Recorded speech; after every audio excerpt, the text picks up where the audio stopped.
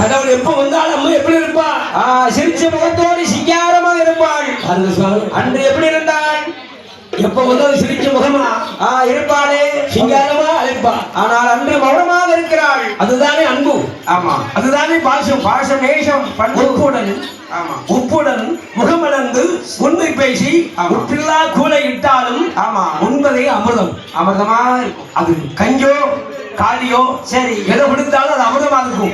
இருக்கும் இருக்குமே. முப்பழம் பாலோடு அன்னமும் முகம் கொடுத்து கொடுப்பாராயினும் ஆயிரும் கப்பிய பசியோடு கடுபசி உண்டாகுமா? சரி, இவ்வளவுதான் அறுசுவையா கொடுத்து கொடுத்தாலும் முகம் கடுத்து கொடுத்துட்டா அவ்வளவுதான். அது சுவை இருக்காது, இருக்கவே இருக்காது. இருந்த பசி போய் பசியும் அடங்காது. பசி அடங்காத பசி ஆகிவிடும். அதனால் நம்மை பருவதா தேவியானவள் ஆண்டவன் வருகின்ற போது என்ன பண்ணுகிறார் தெரியுமா? ஏது பண்ணுகிறாரோ வாவென்று கேட்கவில்லை, வந்தனங்கள் புரியவில்லை. ஏனென்று தான் கேட்கலையே